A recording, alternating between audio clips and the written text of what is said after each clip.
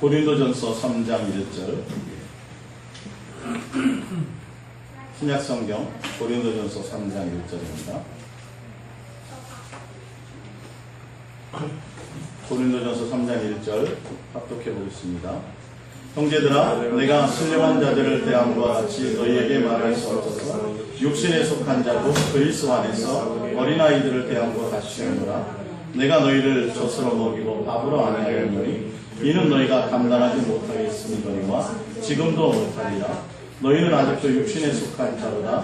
너희 가운데 시기와 분쟁이 있으니 어찌 육신에 속하여 사람을 따라 행함이 아니리요. 어떤 이는 말하되 나는 바울에게라 하고 다른 이는 나는 아볼로에게라 하니 너희가 육신의 사람이 아니리요. 아멘. 할렐루야. 고린도전서 3장 1절부터 4절까지의 말씀입니다. 오늘 오후 시간의 말씀은 예수 동행과 인생으로 사신 예수님의 모습 본받기라는 제목으로 함께 말씀을 나눌까 합니다. 우리가 신앙생활함에 있어서 본을 받아야 될 부분이 있습니다. 본을 받아야 될 부분이 있는데 오늘 지금 본문에서 고린도전서 3장 1절에서부터 4절을 읽어보면 성경에서 말하는 것처럼 우리는 어릴 적에 보면 이순신 장군 위입니다. 세종대왕이다.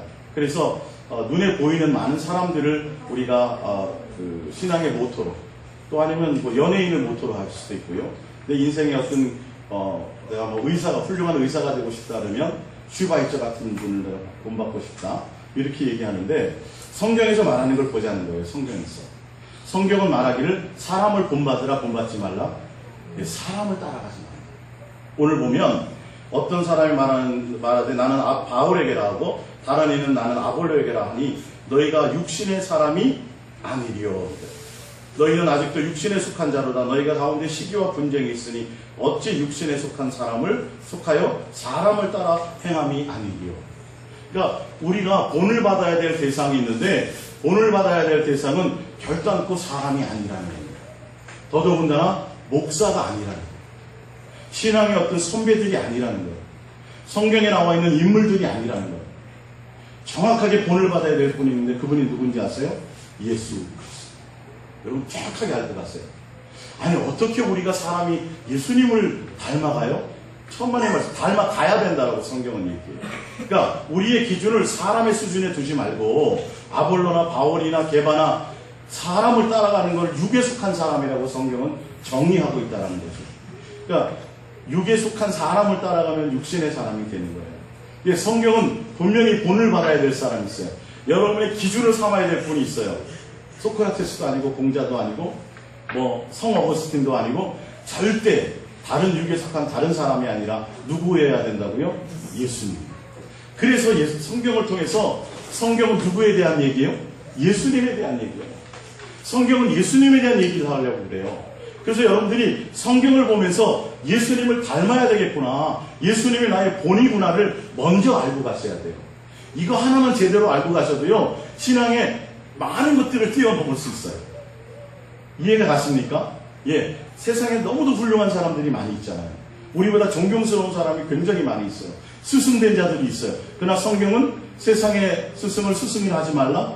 랍비라 하지 말라. 누구라고요? 스승은 그리스도시나 이렇게 돼 있어요. 마태복음 23장에.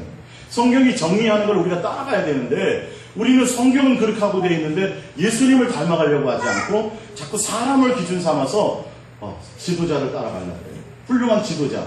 바알과 같은 사람을 따라가려고 그러고 베드로 같은 사람을 따라가려고 그러고 요즘에 말하면 요즘에 유명한 어떤 목회자들을 따라 아니요.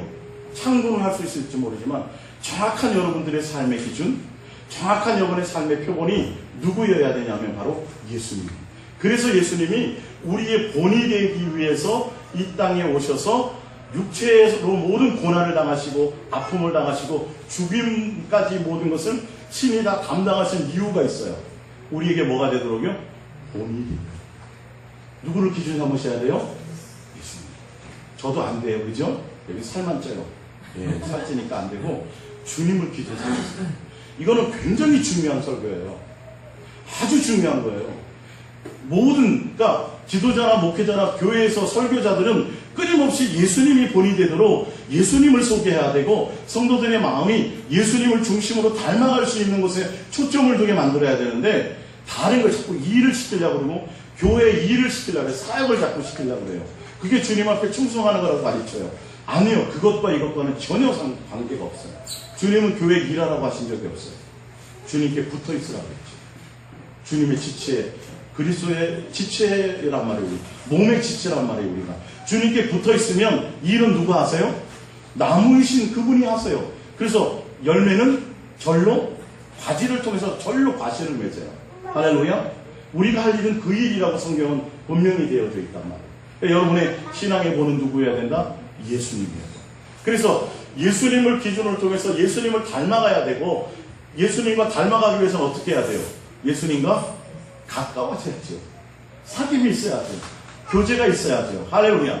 그러니까 성경을 통해서 예수님을 지식적으로 이론적으로 2000년 전에 오셨어. 어느 집안에 태어나셨고, 예수님은 첫 번째 사역을 가나보인 전체에 했고, 둘째는 뭐 했고, 몇 번째 유월절 지났고, 성경 지식을 많이 알면 뭐 하냐고요. 그 얘기를 하는 게 아니에요. 기록된 성경을 얘기하는 게 아니라 주님의 입에서 나오는 말씀과의 관계를 얘기하는 거예요. 주님과의 인격적인 관계를 얘기하는 거예요. 성경은. 할렐루야. 성경은 내가 너희에게 이런 말이요 영이요 생명이라 했어. 이런 말이 기록된 것만이 아니라, 그러니까 기록된 말씀은 뭘 하냐면, 기록된 말씀은 예수님이 영생이다. 기록된 말씀은 뭐라 하냐면 예수님이 우리 주입니다. 기록된 말씀은 뭐라 하냐면 예수님으로 말미암아 너희들이 참 소망을 가지라는 거예요. 예수님과 사귐이 있으라는 거고, 예수님을 목적으로 살려고 가르쳐주는 것이 뭐예요? 기록된 성경의 말씀이에요. 그래서 우리의 마음의 목적이 예수님이 될 수 있어야 된다는 것이죠. 그래서 여러분들이 예수님이 내가 나의 모든 것의 본이요, 참 사람의 본이요, 예수님이 가신 그 삶의 모습이 내가 반드시 가야 될 그 길이다. 그게 옳은 길이라고 여러분이 깨닫는다면 미혹에서 이겨날 수, 미혹 같은 경우에서 속임에서 이길 수 있는 방법이 많이 생겨요. 예. 그래서 주님의 모습을 볼 수 있어야 돼요. 할렐루야. 자, 우리 프린트물로 돌아가면서 한번 쭉 보겠습니다. 성경에서 얘기하는 주님의 모습입니다.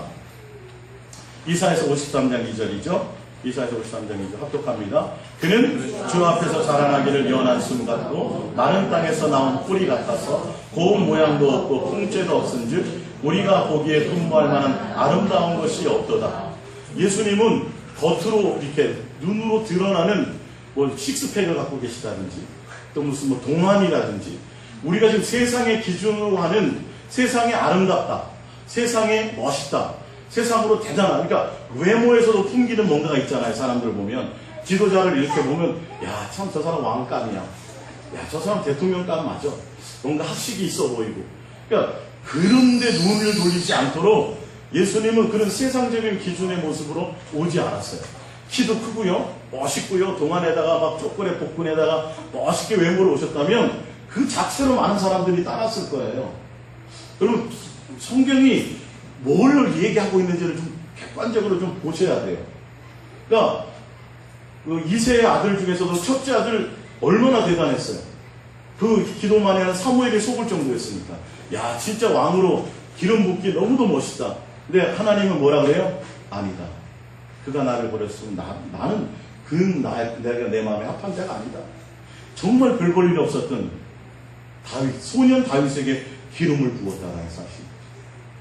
하나님의 기준이 뭐냐는, 그러니까 여러분들도 예수님을 본받는다라고 한다는 건 예수님이 나에게 외모적으로 어떤 능력을 베푸시고 예수님이 나에게 뭘 해주시, 이거보다 내 눈의 기준이 그런 거, 세상의 기준이 아니라 정말 예수님을, 그러니까 그런 외모적인 기준으로 가지고 예수님이 왔다면 진짜 수많은 사람들이 예수님을 따랐을 거라니까요.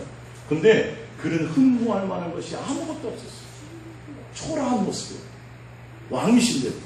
하나님은, 예수님은 너무도 잘하셨어요. 인간의 속성대로.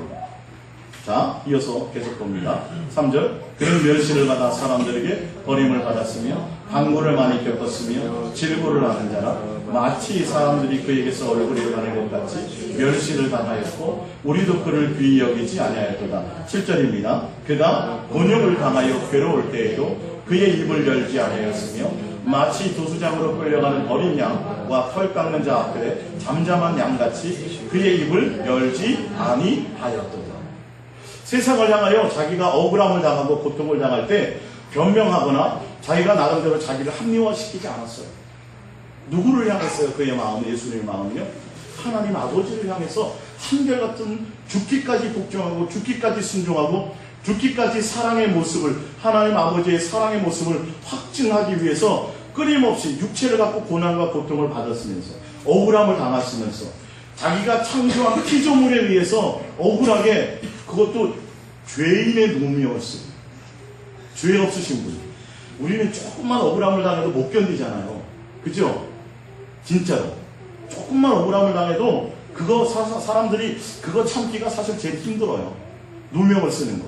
우리 드라마 같은 데 보면 막 가슴을 치잖아요. 저거 못된 년 저게 다 거짓말 시켰는데 가서 막 얘기해주고 싶어. 그죠? 야, 가서 제대로 좀 알려주고 싶어. 억울함을 당하고 누명을 써가는데 주인공은 얘기해야 안 해요. 바보 같은 게 주인공은 얘기도 안 하네. 예?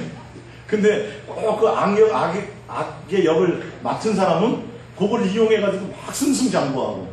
그러니까 막 답답한 거야. 그러다 길거리에서 만나면 어떡하는데 막 때린대요. 그 사람 괴롭히지 말라고.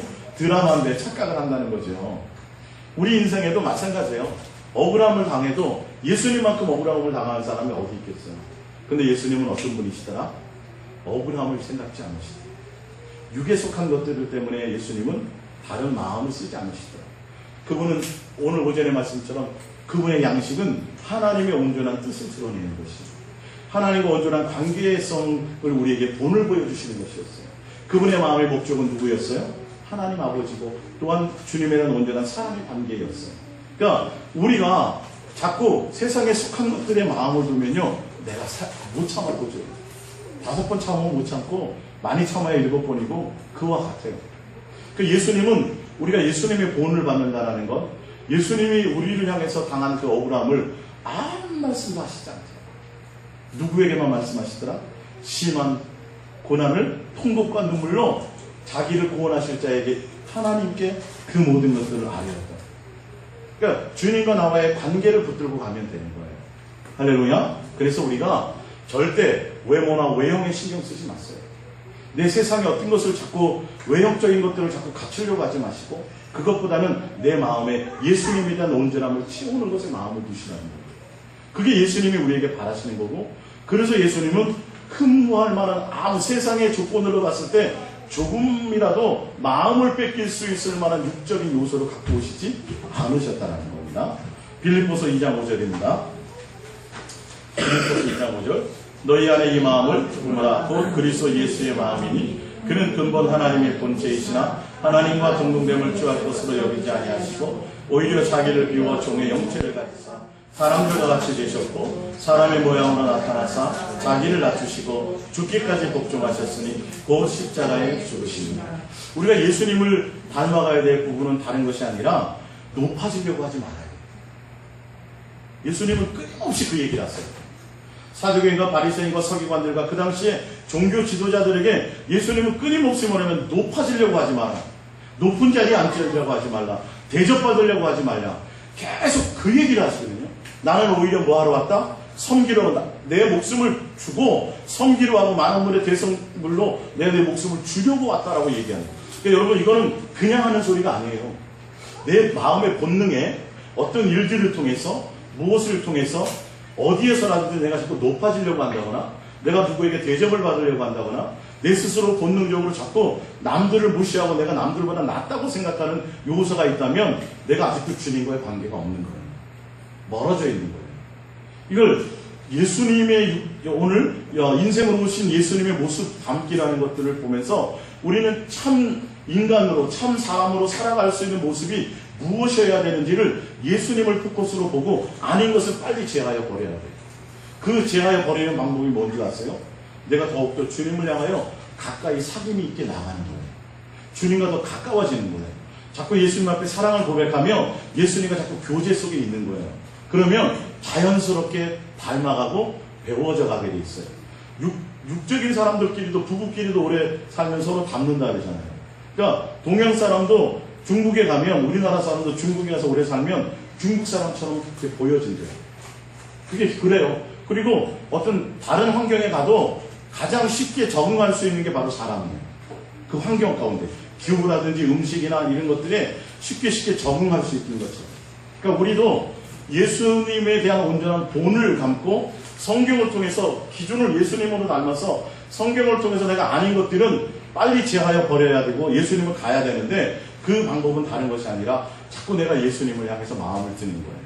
자꾸 주님과 사귐을 갖는 거예요. 인간적으로 내가 노력하고 애쓰고 수양함을 통해서 내가 선한 자로 가려고 하는 것이 아니라 예수님과 사귐이 있어야 돼요. 더 많은 사귐이 있어야 돼요. 내가 하루에 300번 예수님 옆에 사랑을 고백하고 교제한다면 더 많이 가면 갈수록 더 많은 시간을 주님과 교제하는 시간을 늘려야 된다는 것이죠. 할렐루야. 이해가 가시겠습니까? 예. 자, 마태복음 13장 53절입니다. 시작. 예수께서 이 모든 비유를 마치신 후에 그것을 떠나서 고향으로 돌아가사 그들의 회당에서 가르치시니 그들이 놀라 이르되 이 사람의 이 지혜와 이런 능력이 어디서 나느냐? 이는 그 목수의 아들이 아니냐? 그 어머니는 마리아, 그 형제들은 야고보, 요셉, 시몬, 유다라 하지 않느냐? 그 누이들은 다 우리와 함께 있지 아니하냐? 그런즉 이 사람의 이 모든 것이 어디서 났느냐 하고. 사람들은요, 예수님이 학벌이 얼마 없어요. 족보가 별 볼 일 없어요. 가문이 별 볼 일 없어요. 예수님이 왜 이렇게 왔을까를 생각하셔야 돼요. 예수님이 왜 이런 모습으로 오셨을까? 왜 고요에 오셨을까? 별 볼 일이 없는 가문에 오셨을까? 사람들의 본능은 아까 말씀드린 것처럼 본능적으로 외모나 외형에 끌려요. 그러니까 중심을 보지 못한다는 거죠. 그러니까 외모의 화려함을 따라가는 사람들은 예수님의 어떤 외모만을 보고 따라갈 것이요. 중심을 향해서 가는 자들은 왜 그것과 상관없이 정말 하나님의 아들인지 아닌지를 분별하여 따라갈 수 있게 된다는 거예요. 그러니까 유대인들과 바리새인과 그 당시의 사람들은 예수님의 자꾸 가문을 봐. 예수님의 외모를 봐. 예수님의 마음속에 있는 하나님의 말씀을 몰라. 무슨 말씀인지 아세요? 지금 이 시대도 우리도 그럴 수 있다니까요.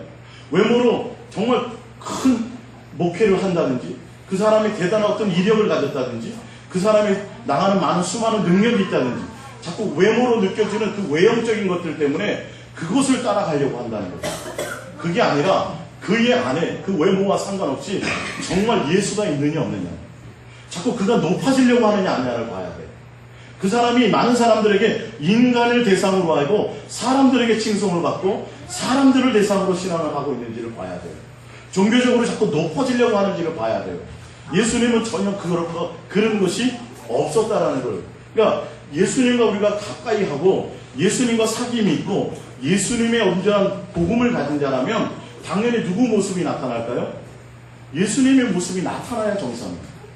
사람들이 예수님을 높이려고 하니까 예수님은 어떻게 해요? 그것을 떠나버리잖아요. 임금 삼으려니까 떠나버리잖아요. 예수님께 많은 사람들이 다른 목적으로 찾아오니까 예수님이 떠나버리잖아요. 그들을 멀리 내치잖아요. 이게 정상이에요. 이게. 수많은 사람이 사람들을 추앙하고 어떤 지도자를 추앙하고 어떤 사람을 중심으로 자꾸 뭔가 중심이 되어진다고 할 때 온전한 사람이라면 자꾸 주님을 향하여 갈 수 있도록 스스로를 자꾸 낮춰야 돼요. 주의 모습이 드러날 수 있도록 가야 돼요. 앞으로 여러분들이 주의 길을 가면서 어떤 일들을 가든지 그걸 항상 점검해야 돼요. 정말 내 안에 예수가 있는지, 내가 진짜 예수님의 모습을 드러내고 있는지, 내 스스로 자꾸 높아지려고 하거나 교만한 마음이 들거나 남보다 내가 자꾸 낫다고 생각하면 빨리 내가 그것을 내려놓아야 돼요. 내 안에 예수님을 따라감이 아니에요. 그리고 예수님의 목적이 아니라 자꾸 세상의 스펙을 쌓으려고 하고 내가 세상에 어떤 것들을 자랑하려고 한다든지 어떤 다른 것으로 남들에게 내가 뭔가 드러내려고 자꾸 한다면 이거는 한국 지금 교회가 갖고 있는 크나큰 문제점이에요. 성경하고 정반대대로 지금 학문적으로나 어떤 박사학위가 없거나 세상적인 학문 그럴 것이 없으면 일반 웬만한 큰 교회 부목사도 하기 힘들어요. 제가 지난번 말씀드렸잖아요. 예수님이 지금 오셨다면 부목사도 못해요. 어느 교회. 웬만한 교회 부목사도 못한다니까요. 그런 스펙도 없어요, 예수님. 근데 우리의 지금 눈들이 성경과 전혀 상관없이 진짜 예수님을 기준하고 갔다면 그 목회자가 어떤 일을 한 것, 어떤 스펙을 갖고 있고 어떤 능력을 갖고 있고 어떤 것을 갖고 있다가 아니라 그의 마음에 정말 주님에 대한 진실함과 깨끗함이 있느냐, 그거를 보고 가야 되는데 그러다 보니까 지금 계속 무슨 일이 생기냐 하면 며칠 전에도 또 어떤 교회에서 그런 일이 벌어졌어요. 또 일본에 있는 그 동경의 유명한 교회. 또 학력을 속였대요. 학력을 속이고 논문을 속이고. 이게 뭔가가 전혀 예수님하고는 핀트가 전혀 잘못된 거예요. 그것 때문에 사람들은 껌뻑 죽거든요. 그것 때문에 그 사람들은 사람을 추앙하게 되거든요.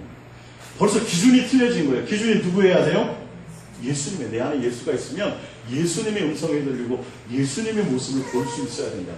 여러분들이 정확하게 그 눈을 가져야 온전함으로 주님을 따라갈 수 있어요. 주의 음성을 듣고 따라갈 수 있어요. 다른 외형적인 것이 아니에요. 그러니까 여러분들이 사기를 당할 때 그럴싸하니까 사기당하지 안 그러면 사기를 당하겠어요? 그 명함도 보면 뭐 청와대에서 예를 들자면 청와대 업무원이 다 명함에 보면 그리고 청와대 문장에 생긴 시계를 차고 다니고 뭐 기본적으로 다 그런 것들이 있어요. 포장을 하는 거예요. 포장을. 뭐 하려고요? 속이려고요. 진짜 내가 청와대의 비밀 요원이면 드러내요? 안 드러내요? 안 드러내죠. 진짜 예수님이 지혜고 진짜 예수님이 메시아니까 세상에 드러내려고 그래요? 안 드러내요? 드러내려고 때가 안 될 때까지는 드러내려고 하시지도 않아요. 예수님을 높이려니까 나는 이게 목적이 아니라는 거죠. 그러니까 여러분의 삶의 목적이 여러분이 주님을 향해서 믿고 주님을 따라간다는 것이 무엇인지 정확하게 성경을 통해서 알면 다른 것에 내가 마음 쓸 일이 없어요. 많은 사람들은 존경을 받아야지, 많은 사람들의 인정, 그게 아니라 정말 내가 내 마음에 주님과 온전한 관계 속에 있느냐, 그 진실함과 깨끗함이 더 소중하고 그 관계가 더 크게 붙들어지는 건데 자꾸 성장하려고 해요. 교회를 자꾸 크게 하려고 해요. 교세를 자꾸 넓히려고만 해요. 왜? 그러면서 스스로 높아져요. 성도가 100명일 때, 200명일 때, 1000명일 때, 10,000명일 때 한결같으면 오히려 별 문제가 없어요. 그나마. 근데요, 1000명일 때, 2000명일 때, 3000명일 때 누림이 틀려요. 목회자들이, 지도자들이 성경, 제가 부목회자 생활하면서 항상 고민이었던 게 뭔지 아세요? 도대체 왜 담임 목사만 되면 저렇게 사람들이 바뀌지? 성경에 예수님은 그렇지 않은데 어떻게 담임 목사가 되면 저렇게 누리려고 하는 사람들이 많지? 오히려 예수님은 고난을 당하는데 목사들은 더 누리는 게 더 많더라는 거죠. 안 그런 사람도 많은데 그거는 환경이 안 돼서 안 누리는 거예요. 환경이 되면 다 누리려고 그래요. 저는 그게 참 고민이었어요. 왜 성경하고 예수님의 모습하고는 왜 목사는 그렇게 달라지지? 아니 어떤 게 예를 들어서 성도가 1000명 되는 거예요. 담임 목사님은 예를 들어서 사례비를 한 달에 1000만 원 받아요. 부목사는 같은 목사인데도 100만 원도 200만 원도 못 받는 사람도 있어요. 예를 들자면 그게 어디 나와 있냐고요, 성경에. 그건 높아져 있는 거예요, 스스로가. 성경에는 똑같은 동력자라고 나와 있어요. 이게 무슨 회사예요? 예? 오너니까 예를 들어서 월급을 많이 받고 밑에는 직원이니까 적게 받고. 아니요. 부목사라도 가족이 많으면 더 갈 수도 있는 거예요. 예를 들자면 이게 기본적으로 예수님이 중심이라면 이거는 자연스러운 일들이어야 되는데 세상과 똑같이 돼버려. 담임 목사님도 수고한다는 거예요. 실제로 일은 누가 다 하는데 밑에 있는 사람들이 다 해요. 알고 보면 그 세상의 경영 방법과 똑같아요. 그래서 담임 목사가 능력 있고 담임 목사 때문에 성도들이 있어서 이렇게 부흥하는 거 아니냐. 그러니까 담임 목사님은 부목사한테 맡겨요, 안 맡겨요? 안 맡겨요. 교회 말아먹을까 봐. 안 맡겨요. 그리고 자식에게 주려고 그래요, 그걸. 이게 자세히 보자고요. 이걸 성경이 그러냐 안 그러냐를 보자고요. 주인공은 예수님이어야 되는데 담임 목사는 다 누려요, 다. 예? 근데 밑에 일하는 사역자나 뭐 이런 사람들은요, 진짜 세상의 그 일반 그 기업에서 누리는 것만큼도 못 누려요. 너무도 비참해요. 이해가 갔습니까? 이것들이 벌써 기준이 교회 안의 기준이 예수님이 아니라는 거예요. 주님이라면 그렇게 했겠냐는 거죠. 그게 뭔 의미가 있어요? 서로 동력자고 서로 지체고 교회 머리는 예수님만이 최고인데 이 구조부터 깨지 못하면요, 그건 벌써 주님의 경영이 아니에요. 예수님이 그 교회의 주인이라고 말할 수 없어요. 함부로 말할 수 없어요.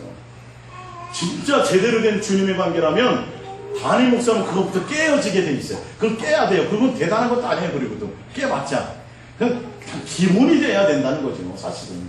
함께 나누는 지체인데 그런 것들이 여러분들 고민되지 않았어요? 저는 그게 의문이었다는 거 진짜라니까요. 그러니까 거기에 대한 영악한 제가 해답을 갖지를 못해서 그냥 부교육자로 있었던 거고 상황이 그렇고. 근데 저는 나름대로 나는 앞으로 그러지 말아야지 생각을 했지만 그것과는 상관이 없어요. 복음으로 알아야죠.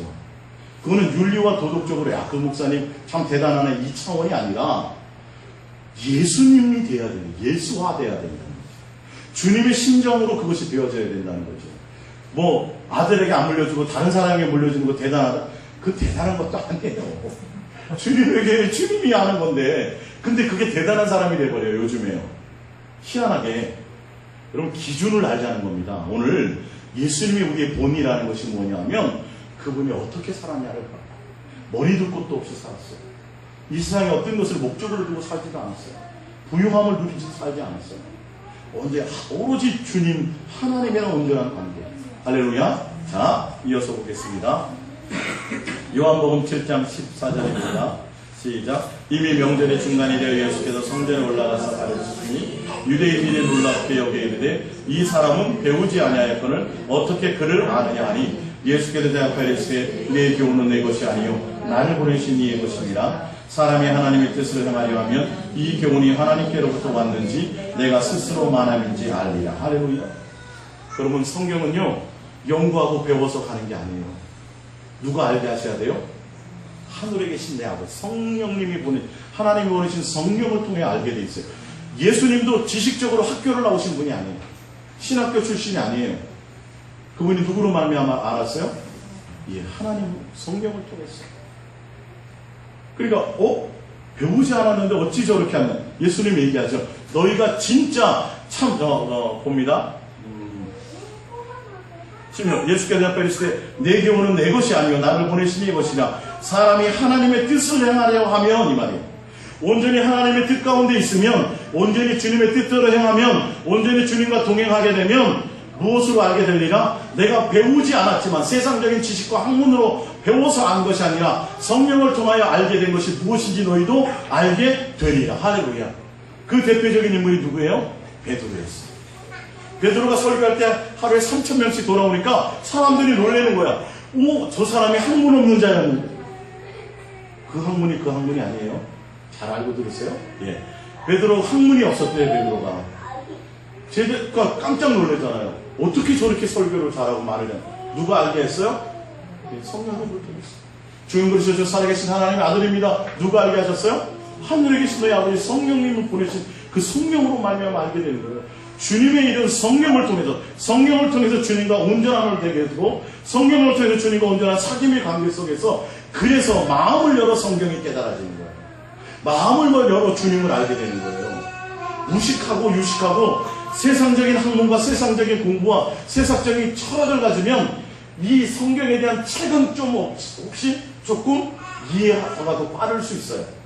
문장이나 어떤 학문적인 가치나 이런 거는 세상 철학이나 어떤 배우면 수사학을 배우고 그런 걸 배우면 그런 데는 좀 도움이 될 수 있을지 몰라요. 그러나 영적인 하나님의 온전한 뜻을 깨닫는 데는 전혀 도움이 안 돼요. 오히려 그것이 나중에 걸림돌이 돼요. 사도 바울은 뭐 했어요? 그걸 배설물로 해요. 하나도 도움이 되지 않아요. 모세가 40년 동안 애굽이라는 그 당시에 최고 강대국의 문명 가운데서 왕자의 수업을 받았지만 하나님의 일, 주님과 함께 동행하는 데는 전혀 그것이 도움이 되지 않더라. 그것이 오히려 살인자가 되게 되었고요. 그것이 오히려 주님의 뜻을 멀리하는 곳에 쓰임받아졌어요. 여러분 명심하셔야 돼요. 내가 세상적인 학문과 철학을 가지고 주님을 안다. 천만의 말씀이 이왕이면 책을 더 많이 본 사람들이 주님의 뜻을 더 알겠지. 아니요, 노예요. 주님께 온전히 마음이 있는 자가 돼요. 주님과 온전히 사귐이 있는 자가 진짜 주님에 대한 온전한 하나님의 뜻과 계획을 알게 되는 거예요. 그게 성경이에요. 지금 예수님의 모습 그대로예요. 이해가 가십니까? 내가 먼저 주님께 마음을 두는 것이 우선이에요. 그렇게 되면요 일자 무식자도 성경을 읽어줘요. 그리고 성경을 읽으면요 무슨 뜻인지 마음에 와닿게 돼 있어요. 깨달아지게 돼 있어요. 그것이 자연스럽게 믿어지게 되어져 있다는 거예요. 참 신기해요. 그냥 성경을 이렇게 읽으면 이 뜻이 무슨 의미인지 와닿는다니까요. 적어도 하나님이면 그렇게 하시지 않을까요? 예? 머리 빡빡 깎고 가서 책을 수천 번 읽고 고시 패스하듯이 성경을 연구해서 계속 하나님 쬐끔 알고 이렇게 하나님을 해놓으시지 않으셨어요. 그렇게 어렵게 하나님과 우리의 관계를 찾아가는데 그렇게 어렵게 만들어 놓을 것 같으면요, 성경이 말하기는 성경이 잘못됐어요. 세상에 지식이 있고 학문이 있고 그런 사람들을 하나님이 쓰심이 아니에요. 오히려 지식이 없는 자들을, 지혜가 없는 자들을 들어서셔서 지식이 있는 자들을 뭐하게 하고요, 오히려 그들을 부끄럽게 하였다고 했어요. 너희를 부르시면 한번 보라. 너희를 부른 자 중에 문벌 있고 학벌 있고 가문이 있고 그런 자들이 어디 있더냐? 없다고. 그런 자들을 부른 적이 없다고. 오히려 별거리 없는 가난하고 배우지 못했고 무식하다고 생각하는, 어리석다고 생각하는 그런 자들을 불러서 주님은 뭐하여? 스스로 지혜롭다고 하는 자들을 부끄럽게 한다고. 그게 고린도전서 1장에 나옵니다. 그러니까 예수님의 모습을 닮아간다는 건 그런 것까지 닮아가야 돼요. 예수님이 책 보고 연구하고 예수님이 그렇게 하지 않고 사도 바울도 오히려 그것과 정반대의 길을 갔는데 본인이 많이 연구하고 본인이 많이 공부한 것들을 예수님을 만나는 데는 전혀 도움이 안 돼서, 예수님을 아는 지식에는 전혀 도움이 안 돼서 그걸 다 배설물로 여겼는데 지금 시대에도 끊임없이 그걸 추구해 간다고. 신학에서 그걸 가르쳐요. 많은 책을 읽어라. 많은 것을 경험해라. 많이 연구해라. 그러면 하나님을 안다. 그러면 하나님이 아니죠. 그 하나님은 세상에 속한 분이죠. 그 하나님은 세상에 속한 분이 아니라 어떤 분이에요? 영에 속한 분이에요. 그래서 누구만이 알 수 있어요? 성령님만이 알게 되죠. 하나님의 영 외에는 누가 알려? 고린도전서 2장에. 그래서 성령을 우리에게 부어주시는 거예요. 그래서 누구의 마음을? 주님의 심장을 갖게 하시는 거예요. 할렐루야. 그러니까 세상적인 지식, 내가 많이 못 배웠다, 많이 연구하지 못했다, 그거 고민하지 마세요. 내가 컴퓨터 능력이 없는 거 고민하지 마세요. 내가 세상의 지식이 좀 떨어지는 거 고민하지 마세요. 오히려 내가 더 예수님과 깊은 사귐이 있는, 그렇지 못한 것을 더 고민하세요. 이해가 가십니까? 다른 거는 주님이 다 붙이세요. 모세가 말 못하니까 누구 붙여요? 아론을 붙여요. 그러니까 모세가 말 잘했으면 더 피곤하고 힘들었을 거야. 자기가 다 해야 돼. 능력이 없으니까 아론도 붙이고 뿔도 붙이고 다 붙이는 거예요. 여러분, 능력이 없을수록 좋아요. 찬양 못하면요, 찬양 잘하는 사람을 붙이는 거예요. 목사가 찬양 잘하면 혼자 다 해야 돼. 그리고 잘하면 다른 사람들 부담스러워 앞에 쓰지도 못해. 그리고 잘하면 책망받을까봐 함부로 하지도 못한다고. 오히려 부족한 게 나아요. 세상적으로는 부족한 게 훨씬 좋아요. 이해가 갔습니까? 세상적으로 완벽하게 갖추려고 하지 마시고, 세상적으로 내가 오히려 부족하지만 영적으로 내가 주님에 대한 온전한 사랑, 주님에 대한 온전한 마음, 그것만큼은 누구에게도 뒤져서는 안 돼요. 할렐루야. 그러면 주님이 다 세워주세요. 주님이 다 열어주세요. 그것이 오늘 그 말씀입니다. 주님을 닮아가는 모습입니다. 요한복음 13장 14절입니다. 요한복음 13장 14절. 내가 주가 또는 선생이 되어 너희 발을 씻었으니 너희도 서로 발을 씻어주는 것이 옳으리라. 내가 너희에게 행한 것 같이 너희도 행하게 하려 하여 본을 보였노라. 내가 진실로 너희에게 이르노니 종이 주인보다 크지 못하고 보냄을 받은 자가 보낸 자보다 크지 못하나니 너희가 이것을 알고 행하면 복이 있으리라. 할렐루야. 예수님이 이 땅에서 오셔가지고 제자들에게 나타내서 마지막 12제자들에게 마지막 이걸 하신 이후에 어떻게 하셨어요? 잡혀가셨어요. 제자들에게 마지막 마가의 다락방에서 성만찬을 하시고 마지막으로 뭘 하셨냐면, 내가 선생의 자격으로 제자인 너희들에게 내가 발을 씻어 본을 보인다. 너희도 뭐하나? 내가 한 것처럼 너희도 그렇게 행하라. 서로 행하라. 본을 보인 대로 살아가라. 서로 뭐하라는 거죠? 존중하고 아끼고 사랑하고 겸손해라. 세상적으로도 높아지려고 하지 말라. 제자들끼리 싸우잖아요. 더 높은 자리에. 예수님이 가당치도 않대. 야, 너희는 도대체 왜 그래? 나조차도, 선생인 나조차도 섬김을 받으러 오지 않았어. 너희들에게 내가 섬김을 받으러 오지 않았어. 나조차도 오히려 너희들에게 죽어주러 왔고 대성물로 내가 소모품으로 왔다. 표현이 좀 죄송하지만 그렇게 왔는데 왜 너희들은 자리 싸움하니? 세상에 속한 자처럼 이러느냐. 기본적으로 우리는 전혀 그런 마음이 없어요.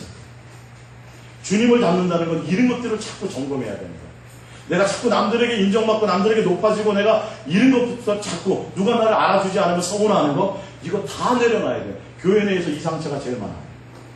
교회 내에서 이 상처가 제일 많다고. 누가 안 알아줘. 목사님이 안 알아주고 구역장이 안 알아주고 뭘 했는데 안 알아주고. 여러분 이거는 다 속는 거예요. 내가 온전한 주님의 지체라면 그것과 전혀 상관없이 내 마음이 주님과 향해서 관계되어진 그 자체로 만족하는 거예요. 내가 알아주면 뭐해서 높여주면 뭐하고, 집사가 되고 권사가 되고 장로가 되면 뭐하냐고요. 예? 그러니까 그것이 제대로 안 돼 있으니까 집사에서 권사 되면 집사를 우습게 해야 돼. 내가 권사가 딱지 따먹게 해서 딴 줄 아냐고. 어디 함부로. 응? 전도사들 목사님 전도사가 감히 목사한테 문자질한다고. 이런 얘기를 최근에 저는 얼마 전에 들었어요. 이게 요즘이에요. 요즘 교회의 세대들이에요. 전혀 예수님의 모습하고는 전혀 없어요. 그게 계급이에요? 주님조차도, 교회의 머리 대신 주님조차도 가장 낮은 위치에서 섬기려고 왔는데 말은 다 그렇게 가르쳐요. 그러면서 교회 구조는 전혀 그렇지 않아요. 예수님 다음 자리가 목사고 그 밑에 장로님 이렇게 돼버렸어요. 교회에서. 인정해요 안 해요? 대부분의 교회가 이렇게 돼 있죠. 왜 근데 성경하고는 틀리지? 왜 예수님 가르침하고는 틀리지? 여러분 이걸 점검해야죠. 정말 예수님의 지체로서 연결되어 그렇게 살아가고 있는지, 정말 모든 목사가 제일 먼저 섬기는 자여야 되고, 그 다음에 다 주님께로부터 직분을 받은 자가 더 주님의 모습답게 더 낮은 자로 정말 발을 씻길 수 있어야 되고, 마음의 중심에, 그런 외형적인 것보다 마음의 중심이 먼저 그런 자세가 되어야 되는데 다 높아져 있어요. 굴림해요. 그 한마디에 다 움직여야 돼요. 이런 것들이 벌써 이런 부분 때문에 신천지 같은 것들이 틈타는 거예요. 교회의 그런 구조를 너무도 잘 알거든요. 정확하게 신천지가 그걸 타켓으로 들어와요. 그러니까 답변을 못하는 거야. 진짜로요. 그게 분명히 신천지가 이단인 것도 알고 잘못된 걸 아는데요. 뭐라고 답변을 제대로 못해요. 교회 구조가 그렇게 된 것에 대해서. 누가 얘기해버리면 사실은 그러니까 이렇게 돼버려요. 그걸 성경을 들이대거든요.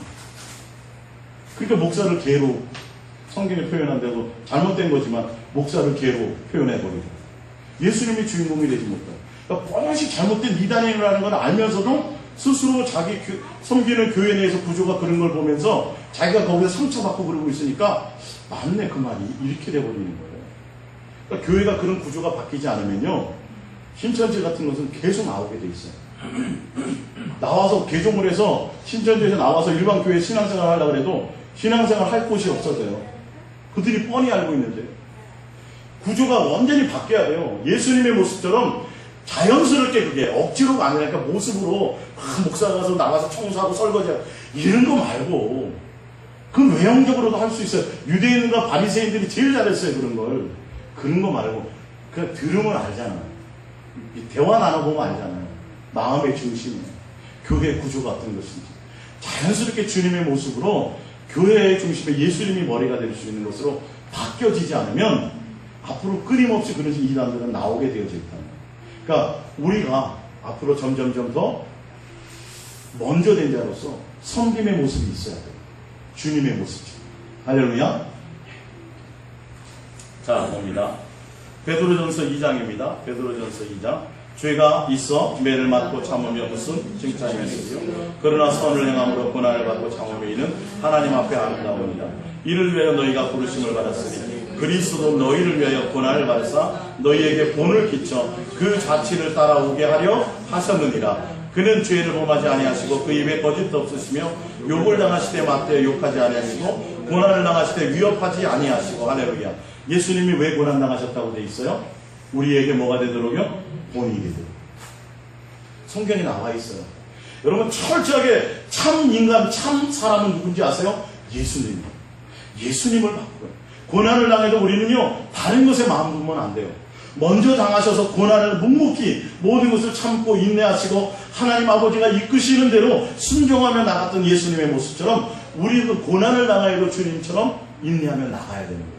주님을 바라보고. 우리를 온전케 하시는 주이시여 누구? 예수 그리스도를 바라봅니다. 할렐루야.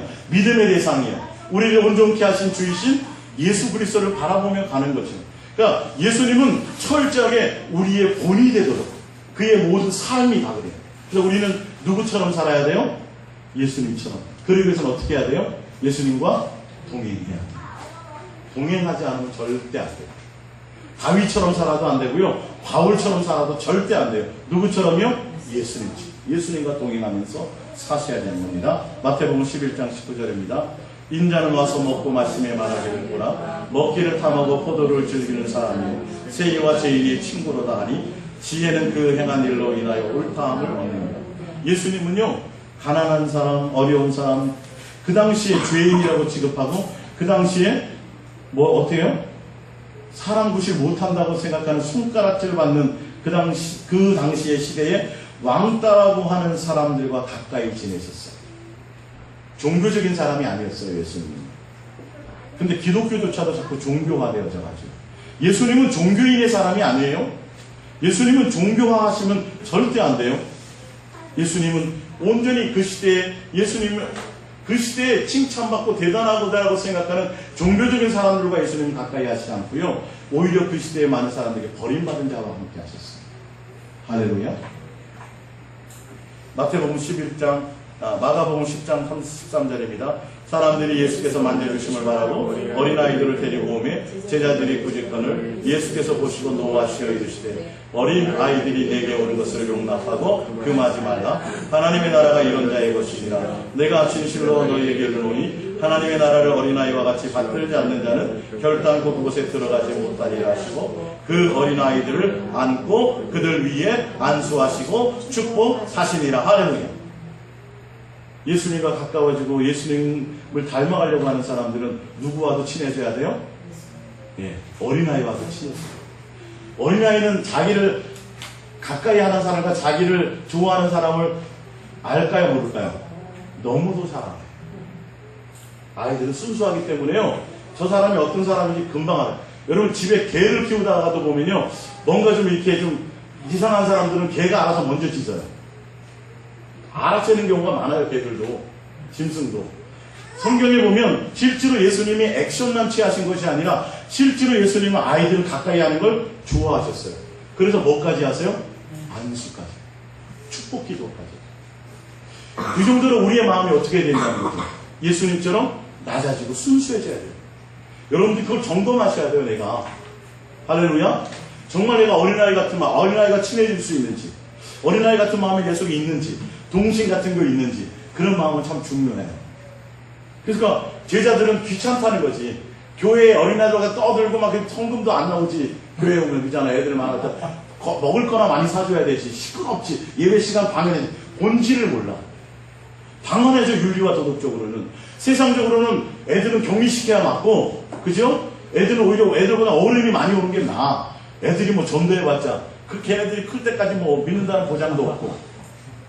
세상 말로 그래요. 교회 내에도 주일학교는 헌금이 안 나온다는 거지. 돈만 더 들어가야 된다는 거지. 또 관심이 별로 없어요. 근데 그런 게 중요한 게 아니죠.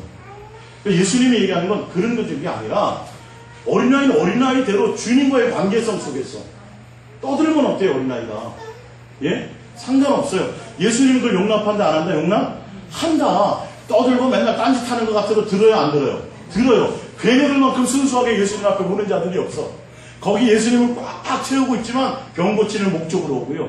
다 자기 목적을 위해서 오는데 아이들은 뭐예요? 그게 아니라 그냥 예수님이 좋아. 예수님 와서 한 번만 쓰다듬어 줘도 그거 한 번 바라고 오는 거예요. 성경대로. 예수님이 그 마음 알아요 몰라요? 알지요. 그러니까 예수님이 제자들을 노했다. 화내셨다고 그러잖아요. 왜 너희가 함부로 아이들을, 그 아이들이 어떤 자인 줄 아느냐? 이해가 가십니까? 여러분들도 아이들을 좋아하시기 바랍니다. 예, 아이들과 가까워지시기 바랍니다. 수준을 낮춰야 돼요. 자꾸 아동틱해져야 돼요. 너무 고상해지면 안 돼요, 진짜. 예, 이해가 가시죠?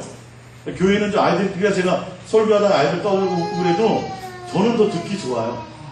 사람 사는 것 같잖아요. 예? 방송이 나가고, 그러니까 리얼하게 나가는 거죠. 이게 사람 사는 거지, 뭐 절간처럼 조용하게 경건하게 주님만 해서 아무 떠드는 소리도 안 들리고, 아니요, 그거는 의미가 없어요. 이렇게 어수선한 것 같지만 우리의 마음의 중심에 주님을 향하여 빼앗기지 않고 할렐루야 그런 자유로운 그런 영혼들이 되시기를 바랍니다. 자 누가복음 23장 34절입니다. 시작. 이에 예수께서 이르시되 아버지 저들을 사하여 주옵소서 자기들이 하는 것을 알지 못함이니라. 마태복음 11장 29절입니다. 나는 마음이 온유하고 겸손하니 나의 멍에를 메고 내게 배우라. 그리하면 너의 마음이 쉼을 얻으리라. 예수님은 자신을 향하여서 돌을 던지고 자신을 십자가에 못 박는 자를 위해서도 뭐 하셨어요? 기도하고 용서를 구하셨어요. 그리고 예수님의 마음은 뭐예요? 온유하고 겸손함을 배우라는 거예요. 우리가 예수님께 나온다는 건 다른 걸 배우는 게 아니에요. 그분의 겸손하심, 그분의 낮아지심. 그러니까 예수님과 가까워지면 나도 그렇게 돼요. 나도 부드러워져야 돼요. 나도 온유해져야 돼요. 인간적인 온유함 말고 타고난 인간의 성품 말고 주님으로 되어지는 거예요. 할렐루야. 자꾸 용서가 되어져야 돼요. 쉽게. 옛날에는 까칠했는데 예수님을 믿고 예수님과 가까이 되어지면서 자꾸 내가 까칠함이 어떻게 돼야 돼요? 없어져야 돼요. 자꾸 없어지고 부드러워져야 돼요. 주님처럼. 예?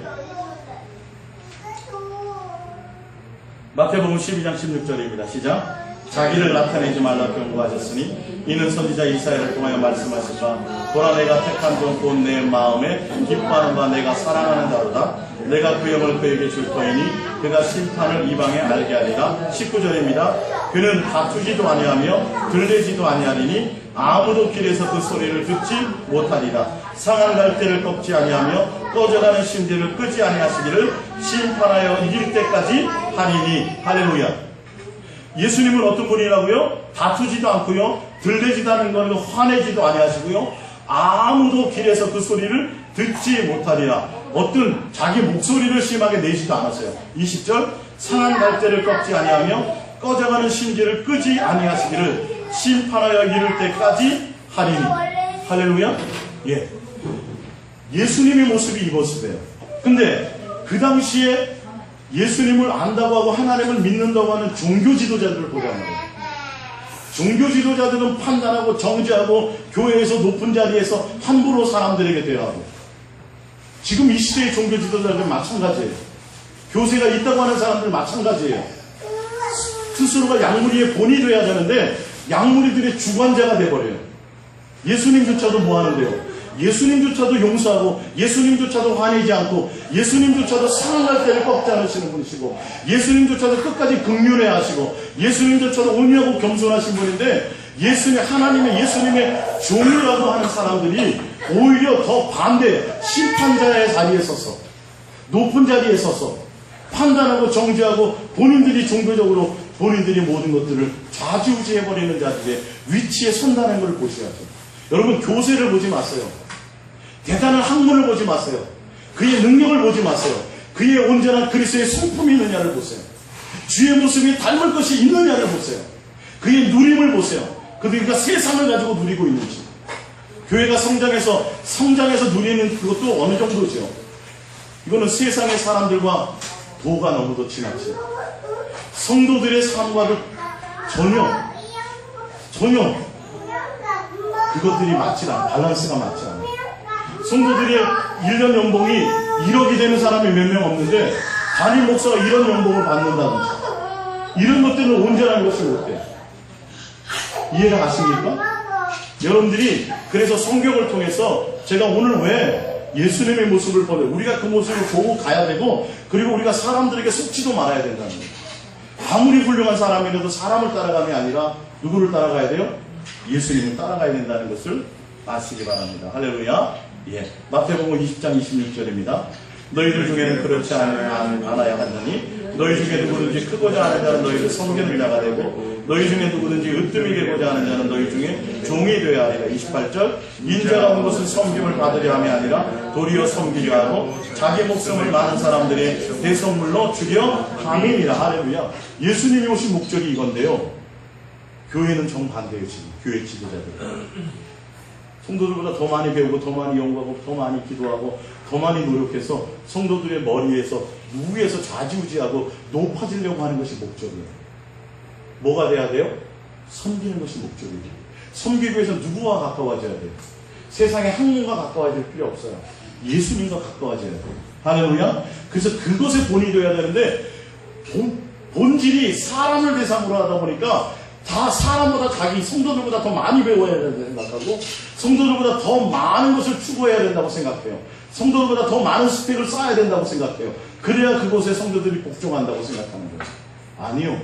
그런 거 아니고 실제로 내가 그들을 주님의 양으로 주님의 교회로 온전히 섬기는 곳에 마음이 있어야 돼요. 그것이 목적이 되면요. 삶이 바뀌어요. 삶이 바뀌게 돼 있어요. 더 예수님의 모습을 드러내는 곳에 마음이 있지 교회를 크게 하는 곳에 마음을 둘 수가 없어요. 무슨 말씀인지 아세요? 주님과 가까워지면 무리해가지고 억지로 막 힘들게 교회를 크게 확장하고 성도들을 더 전도하는 프로그램을 통해서 사람들을 교회에 채우려고 그렇게 노력하고 애쓰지 않아요. 내가 주님과 가까워지기를 바쁘다니까요. 그것이 오히려 내가 높아지려고 하는 요소라니까요. 그래서 끊임없이 예수님은 그 당시에 종교 지도자들에게 높아지지 말라고, 자리에 상석에 앉지 말라고, 선생이라는 칭함도 받지 말라고. 이해가 가세요? 예수님께 마음이 있으라는 거예요. 종교의 지도자들부터 예수님께 마음이 있어야 돼요. 그래야 성도들에게도 성도들은 그걸 보고 따라가지 않겠어요. 그게 본이 되어지지 않겠어요. 이해가 가십니까? 예. 자, 고린도후서 11장 2절입니다. 시작. 내가 하나님의 열심으로 너희를 열심을 내오니 내가 너희를 정결한 천으로 한 남편의 그리스도께 드리려고 중매함이로다. 그러나 나는 이렇게 돼 있죠. 예수님이 본받는다는 것은 예수님은 나의 뭐로 생각하는 거죠? 나로 신랑으로. 고린도전서 베드로전서 5장 1절입니다. 시작. 너희 중 장로들에게 권하노니 나는 함께 장로된 자요 그리스도의 고난의 증인이요 나타날 영광에 참여할 자니라. 보세요. 그 장로는 여기서는 목사를 얘기합니다. 장로들에게 권하는데 나는 함께 장로된 자요 그리스도의 뭐의 증인이에요? 고난의 증인. 예수 이름으로 누리고 복받고 예수 이름으로 이름 높아지고 예수 이름으로 존경받고 예수 이름으로 권세를 누리는 이 땅의 교회의 목사로서의 권세를 누리고 지도자로서의 칭함을 받고 이 땅에서 자기의 뭔가를 누리는 그런 자가 아니라 예수님의 뭐의 증인이요? 고난의 증인이에요. 고난의 증인. 목회자는 예수님의 고난의 증인이란 말이에요. 주님의 모습과 함께 섬김의 자리로 낮아지는 자리로 가야 되는 증인이라는 것이죠. 자, 이어서 계속 보겠습니다. 네. 2절 너희 중에 있는 하나님의 양무리를 치되 억지로 하지 말고 하나님의 뭘 따라? 뜻을 따라 자원함을 하며 더러운 이익을 위하여 하지 말고 기꺼이 하며 맡은 자들에게 주장하는 자세를 하지 말고 양무리의 뭐가 되라? 본이 되라. 양무리의 본이 되라. 이게 예수님의 모습이에요. 이게 예수님의 모습. 그러니까 여러분들이 눈을 밝히 떠서 여러분의 목자가 누구라 그랬어요? 예수님이 여러분의 목자가 된다는 걸 굉장히 중요한 거예요. 사람을 잘못 보고 가면요 이렇게 될 수 있어요. 그러니까 예수님이 목자여야 되는데 사람을 잘못 보고 가면 오히려 강력하게 주장하는 자세요, 카리스마 있게 목사 말을 듣지 않고 순종하면 저주받는 것처럼 그 교회를 떠나면은 큰 지옥에 떨어지는 것처럼 이렇게 얘기하는 곳에 다 종노릇해요. 그곳에 다 끌려다녀요. 그 목사가 대단한 것처럼 생각돼요. 아니요. 그 목사가 대단한 게 아니에요. 밑에 부목사에게 맡겨도 잘해야 못해요. 잘할 수 있어요. 주님이 하십니다. 이게 성경해야 되는데 내가 쌓은 학문 때문에 내가 그동안 노력한 것 때문에 내가 그만큼 수고한 것 때문에 당연히 내가 해야 잘한다? 그거는 아무 의미가 없어요. 그래서 몸 불려주는 거예요. 자연스럽게. 내가 쌓은 거기 때문에 자식에게 주려고 그래요. 아까운 거니까. 주님의 것이라면 그럴까요? 안 그럴까요? 절대 그러지 않죠. 이것이 여러분의 본질이에요. 지금 우리가 한국교회가 또 우리의 신앙의 모습이 철저하게 예수님을 본을 닮아가는 것이 성도들이 이것을 눈을 뜨지 못하니까 다 속임을 당하고 있어요. 예수님이 목자라고 성경에 끝없이 얘기해도 예수님에 대한 마음이 하나도 없어요. 예수님을 닮고 예수님을 배우려고 하지도 않아요. 그래서 예수님의 모습이 없으면 따라가지 말아야 되는데 잘못 따라가고 있어요. 이해가 가십니까? 그래서 우리가 온전히 예수님이 우리의 본인 것을 알고 주님을 따라가려고 하는 것에 온 마음이 있어야 됩니다. 그래서 오늘 예수 동행과 또 인생으로 사신 예수님의 모습 담기라는 우리 제목으로 오늘 말씀을 나누었는데요. 자, 마지막으로 하나만 더 찾아봅니다. 마태복음 23장입니다. 마지막입니다. 마태복음 23장 5절입니다.